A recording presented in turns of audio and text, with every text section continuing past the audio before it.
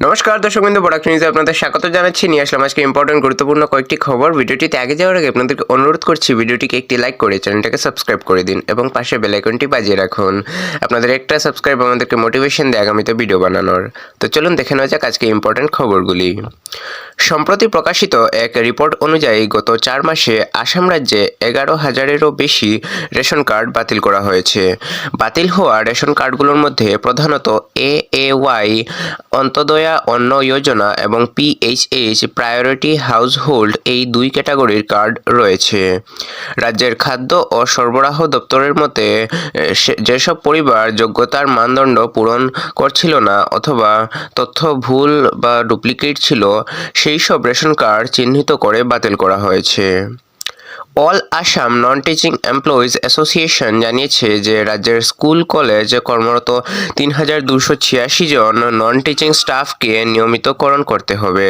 তারা ফিক্সড পের বিরুদ্ধে আন্দোলনে নামছে এবং 25 নভেম্বর দিশপুর চলো কর্মসূচি ঘোষণা করেছে। 16 দিন পর চা বাগান শ্রমিকদের কাজে ফেরা। হাটিজান চা বাগানের শ্রমিকরা 16 দিন ধরে কাজ বন্ধ রেখেছিল। বিভিন্ন ইউনিয়ন ও MLA এর মধ্যস্থতায় আলোচনা সফল হওয়ায় শ্রমিকরা আবার কাজে যোগদান করেছে। গুয়াহাটি, কোকরাঝাড়, তেজপুর ও দিল্লিতে একাধিক স্থানে ইডি অভিযান পরিচালনা করেছে। বহু কোটি টাকার নকল সাপ্লাই অর্ডার স্ক্যামের তদন্তে এই রেইডে 1.45 লাখ টাকা নগদ ও বিলাসবহুল গাড়ি জব্দ করা হয়েছে। আসাম বিধানসভার উপস্পিকার ডক্টর নুমাল মমিন বলেছেন যে প্রস্তাবিত বহুবিবাহ নিষেধাজ্ঞা বিল রাজ্যের সামাজিক কাঠামোকে শক্তিশালী করবে।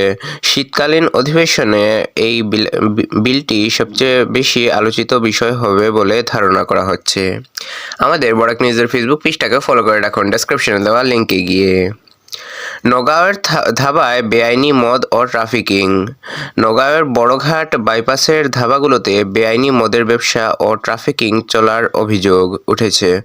পুলিশের অভিযান চললেও অনেক জায়গাতেই অবৈধ কার্যক্রম অব্যাহত রয়েছে। দীপর বিল দূষণ বাড়ছে।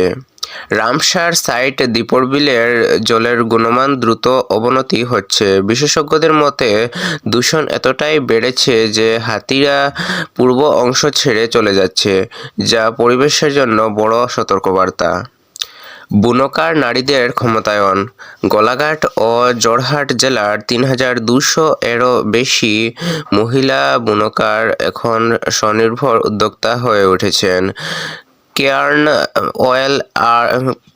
অয়েল অ্যাড গ্যাসের সহায়তায় তাঁত পণ্য উৎপাদন থেকে বাজারে বিক্রি সব ক্ষেত্রেই তারা বড় অগ্রগতি অর্জন করেছেন। তো এগুলো ছিল আজকে ইম্পর্টেন্ট এবং গুরুত্বপূর্ণ কয়েকটি খবর। এগুলোর মধ্যে আপনার সবচেয়ে বেশি গুরুত্বপূর্ণ বলে কোনটি মনে হয়েছে কমেন্টে নিশ্চয়ই জানাবেন এবং ভিডিওটিকে শেয়ার করে দিন আপনার কাছের মানুষজনদের কাছে। দেখা হচ্ছে আগামীকাল আরেকটি ভিডিওতে। ততক্ষণের জন্য ভালো থাকুন, সুস্থ থাকুন। জয় হিন্দ।